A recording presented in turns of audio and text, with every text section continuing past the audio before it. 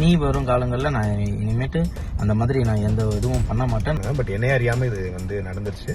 நான் வந்து பகிரங்கமாக மன்னிப்பு கேட்டுக்கிறேன். கமல் சாரோட ரசிகர்கள் எல்லாரையும் மனது புண்படுத்தியிருந்தா நான் கண்டிப்பாக வருத்தம் தெரிவிச்சுக்கிறேன். இனிமே வந்து இந்த மாதிரியான எந்த ஒரு விழாக்கள்லையோ இல்லை எந்த ஒரு இடத்துலையுமே வந்து நாங்கள் வந்து கரெக்டாக எப்படி வந்து ஒரு அந்த வரையறைக்குள்ளே வந்து நகைச்சுவை இருக்கணுமோ அது வந்து பண்ணுவோம். தமிழ் சினிமால உச்சபட்ச நடிகரான கமலஹாசன் அவர்கள் பிக் பாஸ் ஹோஸ்ட் பண்ணிட்டு இருக்காருன்னு நம்ம எல்லாருக்குமே தெரிஞ்சிருக்கும். சமீப காலங்களா மாயா அவர்களையும் கமலஹாசன் அவர்களையும் சேர்த்து வச்ச மீம்ஸ், காசிப்ஸ் அப்படின்னு ஏகப்பட்ட விஷயங்களை நம்ம கேள்விப்பட்டிருப்போம்.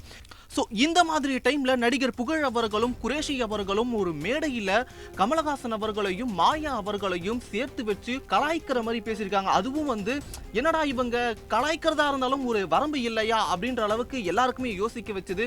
இவங்களுடைய இந்த பேச்சு அந்த வீடியோ சமூக வலைதளங்கள்ல செம்ம வைரலா பரவிட்டு இருக்கு. இப்ப ஃபேமஸா இருக்கிறது அவர் மட்டும் தான் இன்ஸ்டாகிராம்ல, இந்த பிக் பாஸ்க்கு அப்புறம். ஓகே, அப்ப போயிரவா ஐயா?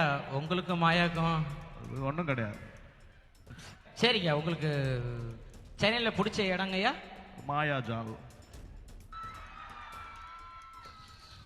சூப்பருங்க. பிடிச்ச படங்கய்யா? மாயா பஜார். தமிழ்நாட்டில் பிடிச்ச இடங்கய்யா? மாயவரம். சூப்பருங்க. எங்க எல்லாருக்கும் வாயில் நல்லா வருங்கய்யா. என்ன இது தவற நினைச்சுக்காதீங்க. எல்லாருக்குமே நான் எப்பயும் போல ஒரே மாதிரி தான் சப்போர்ட் பண்றேன். ஏன்னா கடவுள் இருப்பார் நான் சொல்ல, இருந்தா நல்லா இருக்கும் தான் சொல்றேன். பட் உங்களுடைய பொன்னான நேரத்தை ஒதுக்கி என்னை ரசித்த அனைவருக்கும் நன்றி, வணக்கம். உங்கள் நான். சூப்பர். முக்கியமான வேண்டுகோள், இதை ரெக்கார்ட் பண்ணவங்க யாரும் விஜய் டிவி புகழ் குரேஷியை டேக் பண்ண வேண்டாம். அவங்கள்ட்ட அந்த ஐடியாவே இல்லை. செருப்பு கட்டிட்டு சென்டர் மட்டில் அடிச்சு போடுவேன். இந்த விளையாட்டு வேற காமெடி வேற புரி. அவங்களுக்கு அந்த ஐடியா, விளையாட்டு காமெடி ரெண்டும் ஒன்று தானே சார்? கமல் சார் ரசிகர்கள் அனைவருக்கும் வணக்கம். ஒரு 2 மாதத்துக்கு முன்னாடி துபாயில் ஒரு ஷோ நானும் என் நண்பரும் பண்ணியிருந்தோம்.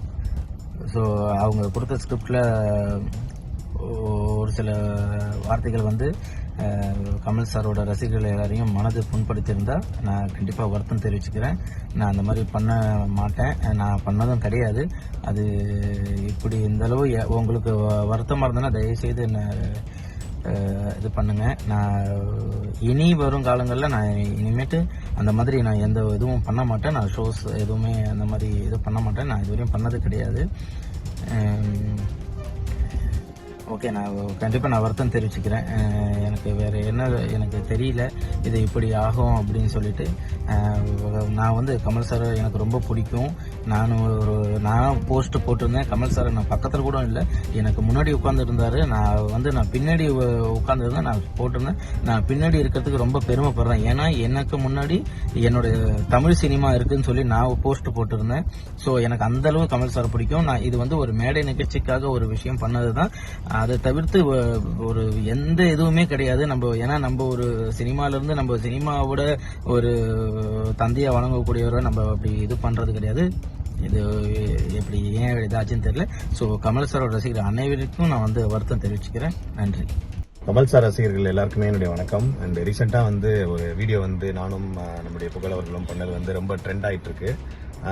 இது நான் வந்து உண்மையிலேயே வந்து நான் அதை பண்ணும்போது வந்து எனக்கு இதோட என்ன சொல்றது இம்பேக்டோ இல்லை இது இப்படி வந்து இதுன்னு எனக்கு தெரியாது. ஏன்னா அங்கே வந்து அது 2 மாதம் முன்னாடி பண்ணும்போது அவங்க வந்து சும்மா அந்த சீசனை வச்சு ஏதாவது ஒன்று பண்ண சொன்னாங்க. ஸோ அவங்க கொடுத்த ஸ்கிரிப்டில் வந்து இந்த மாதிரி இருந்தாலும் சரி ஓகே நாங்களும் ஒரு ஃப்ளோவில் வந்து பண்ணிட்டோம்.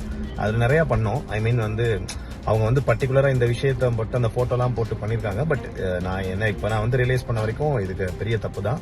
ஸோ மேடையில் நம்ம பேசும்பொழுது வந்து லைக் வந்து யாரையும் நான் முடிஞ்ச வரைக்கும் நான் காமெடி பண்ணும்போது கூட யாரையும் ஹர்ட் பண்ணாமல் தான் ட்ரை பண்ணுவேன். பட் என்னைய அறியாமல் இது வந்து நடந்துருச்சு. நான் வந்து பகிரங்கமாக மன்னிப்பு கேட்டுக்கிறேன் உங்கள் அனைவருக்கிட்டையுமே. ஏன்னா வந்து அவர் எவ்வளோ பெரிய லெஜெண்ட் அப்படிங்கிறது எனக்கும் தெரியும். அவருடைய சாதனைகள்லாம் வந்து நம்மளாம் ஒரு ஆளே கிடையாது. பட் அவர் மார்க் பண்ணணும்னு நாங்கள் அதுதான் சொல்கிறேன். ஒரு விவரம் தெரியாமல் வந்து நாங்கள் 2 பேரும் சும்மா ஒரு ஃப்ளோவில் ஏதோ ஒன்று பண்ணணும்னு பண்ணிட்டோம்.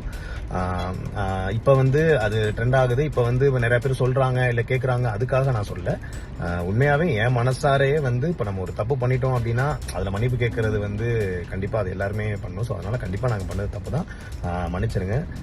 இனிமே வந்து இந்த மாதிரியான எந்த ஒரு விழாக்கள்லையோ இல்லை எந்த ஒரு இடத்துலையுமே வந்து நாங்கள் வந்து கரெக்டாக எப்படி வந்து ஒரு அந்த வரையறைக்குள்ளே வந்து நகைச்சுவை இருக்கணுமோ அது வந்து பண்ணுவோம். மீண்டும் வந்து என்னுடைய மனசார வந்து நான் மன்னிப்பு கேட்டுக்கிறேன். மன்னிச்சிருங்க. செய்திகளை உடனுக்குடன் தெரிந்து கொள்ள உடனே சப்ஸ்கிரைப் பண்ணுங்க.